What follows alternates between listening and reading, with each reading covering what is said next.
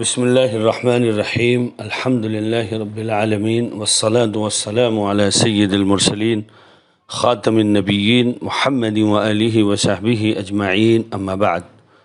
معزز شرکاء علمہ البیان، قابل احترام سامعین، آج الحمدللہ ہم سبق نمبر 103 لے کر آپ کی خدمت میں حاضر ہوئے ہیں۔ موضوع غزوہ تبوک کے موقع پر حضرت صلی اللہ علیہ وسلم کے متعدد معجزات ظاہر ہوئے ہیں، جن میں اس مختصر سے دروس کے کئی اسباق میں پہلے بھی کچھ کا ذکر آیا ہے۔ آج خاص طور سے حضرت صلی اللہ علیہ وسلم سے متعلق کھانے پینے کی جب حضرات صحابہ کرام نے شکایت کی ہے تو اس موقع پر جو آپ صلی اللہ علیہ وسلم کے معجزات ظاہر ہوئے ہیں، آج خاص طور سے اسی کو پیش کرنا پیش نظر ہے۔ حضرات، غزوہ تبوک سے آج یہ 8واں حصہ ہے۔ ایک روز مسلمانوں کے پاس پانی ختم ہو گیا، لوگوں کو پیاس نے اس قدر پریشان کیا کہ بے تاب کر دیا، حلق میں کانٹے پڑ گئے، یہاں تک کہ بہت سے لوگوں نے اپنے سواری کے اونٹ ذبح کر دیے اور ان کے پیٹ میں سے پانی کی وہ تھیلیاں نکالیں جن میں اونٹ کئی دن کا پانی اکٹھا کر لیتا ہے، اور پیاس سے پریشان نہیں ہوتا۔ لوگوں نے وہ تھیلیاں نکال کر ان میں پانی پیا اور پیاس بجھائی۔ آخر لوگوں نے رسول اللہ صلی اللہ علیہ وسلم سے اس تکلیف کی شکایت کی، چنانچہ سیدنا حضرت ابو بکر صدیق رضی اللہ تعالیٰ عنہ نے پہل فرمائی اور آپ سے عرض کیا، یا رسول اللہ صلی اللہ علیہ وسلم، اللہ تعالیٰ نے آپ کو دعائے خیر کا خوگر بنایا ہے، اس لیے ہمارے واسطے دعا فرما دیں۔ آپ نے فوراً دعا کے لیے ہاتھ اٹھائے اور اس وقت تک اٹھائے رکھے جب تک کہ اللہ تعالیٰ نے بدلیاں نہ بھیج دیں، گھٹا گھر کر آئی اور اتنی بارش ہوئی کہ لوگ سیراب و مطمئن ہو گئے۔ انہوں نے کافی پانی آئندہ کے لیے بھی جمع کر لیا۔ بعض علماء نے لکھا ہے کہ یہ بدلیاں صرف اتنے ہی حصے میں تھیں جتنے علاقے میں لشکر کا پڑاؤ تھا، اس کے آگے یہ بدلیاں نہ بڑھیں۔ حضرات، گزشتہ سبق میں اس کا کچھ حصہ میں نے پیش کر کے اس پر بعض منافقین نے جو اعتراضات کیے تھے اس ضمن میں بھی کچھ عرض کیا تھا۔ بہرحال حضور پاک صلی اللہ علیہ وسلم کے اس دعا اور معجزے سے حضرات صحابہ کرام بھرپور سیراب ہوئے۔ اسی طریقے سے مسلم میں روایت ہے کہ غزوہ تبوک کے موقع پر لوگ بھوک کا شکار ہوئے اور ان کے کھانے پینے کا سامان بالکل ختم ہو گیا۔ حالات یہاں تک پہنچ گئے کہ ایک کھجور مل جاتی تو ایک پوری جماعت اسے لے کر بیٹھ جاتی اور سب لوگ باری باری اس کو چوستے اور دوسروں کی طرف بڑھاتے چلے جاتے۔ آخر لوگوں نے حضرت صلی اللہ علیہ وسلم سے عرض کیا، یا رسول اللہ، اگر آپ اجازت دیں تو ہم اپنے اونٹ ذبح کر کے کھا لیں اور پیٹ کی آگ بجھائیں۔ اس پر حضرت عمر فاروق رضی اللہ تعالیٰ عنہ نے حضور پاک صلی اللہ علیہ وسلم سے عرض کیا، یا رسول اللہ، اگر آپ نے یہ اجازت دے دی تو ساری سواریاں فنا ہو جائیں گی، اس لیے آپ ان کے لیے دعا فرمائیں اور انہیں یہ حکم دیں کہ جس کے پاس خوراک بچی ہوئی ہو یا زائد ہو وہ لے کر آ جائے، پھر آپ ان خوراک میں برکت کے لیے دعا فرمائیں، شاید اللہ تعالیٰ اس طرح برکت ظاہر فرما دے۔ حضرت صلی اللہ علیہ وسلم نے فرمایا کہ ہاں عمر، یہ تمہاری رائے اچھی ہے۔ اس کے بعد آپ نے ایک کپڑا منگوا کر وہاں بچھا دیا اور لوگوں سے فرمایا کہ اپنا زائد کھانا یہاں لا کر جمع کر دیں۔ چنانچہ اس حکم پر کوئی شخص تو ایک مٹھی بھر غلہ کا بھوسا ہی لے کر آیا، دوسرا مٹھی بھر کھجوریں لایا، کوئی خشک گوشت ہی لے کر آ گیا، جس کو جو میسر تھا اور جس کے پاس بچا ہوا تھا سب نے لا کر اس کپڑے میں جمع کر دیا۔ رفتہ رفتہ جب سب لوگ لے آئے تو اس کپڑے پر بہت سا کھانا جمع ہوا۔ اب رسول اللہ صلی اللہ علیہ وسلم نے اس میں برکت کے لیے دعا کی، پھر لوگوں سے فرمایا کہ اب اس میں سے اپنے اپنے برتنوں میں لینا شروع کریں۔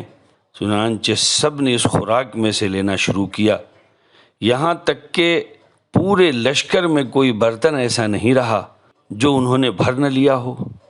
پھر سب نے خوب سیر ہو کر کھایا بھی اور اس کے باوجود کھانا بچ گیا۔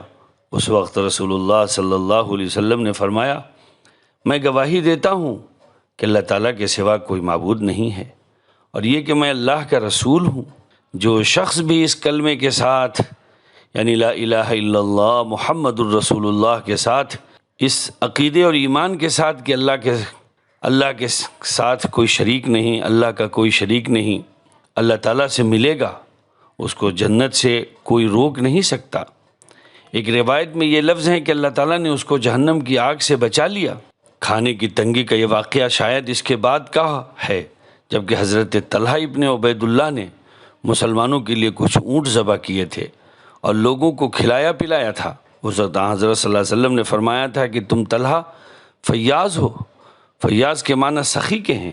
بہرحال ایک صحابی سے روایت ہے کہ تبوک کے سفر میں گھی کی مشک میرے پاس تھی، میں نے مشک کو دیکھا تو اس میں تھوڑا سا گھی باقی رہ گیا تھا۔ مجھے حضرت صلی اللہ علیہ وسلم کے لیے کھانا تیار کرنا تھا، میں نے گھی کو پگھلانے کے لیے وہ مشک دھوپ میں رکھ دی اور خود سو گیا۔ گھی پگھل کر مشک سے نکلا اور گرم پتھر پر آ کر چرچرانے لگا۔ اس کی چرچرانے کی آواز سے میری آنکھ کھلی، میں نے جلدی سے اٹھ کر مشک کا منہ اپنے ہاتھ سے بند کر لیا۔ رسول اللہ صلی اللہ علیہ وسلم یہ سب منظر دیکھ رہے تھے۔ آپ نے فرمایا کہ اگر تم اس وقت اس کا منہ بند نہ کرتے تو ساری وادی میں گھی کی نہریں بہہ جاتی۔ سبحان اللہ۔ حضرت ارباز بن ساریہ سے روایت ہے کہ میں تبوک میں رسول اللہ صلی اللہ علیہ وسلم کے ساتھ تھا۔ ایک رات آپ نے حضرت بلال سے پوچھا کہ کیا کھانے کے لیے کچھ ہے؟ انہوں نے عرض کیا، قسم ہے اس ذات پاک کی جس کے قبضے میں ہماری اور آپ کی جان ہے، اور قسم ہے اس ذات کی جس نے آپ کو حق کے ساتھ بھیجا، ہمارے تھیلے بالکل خالی ہو چکے ہیں۔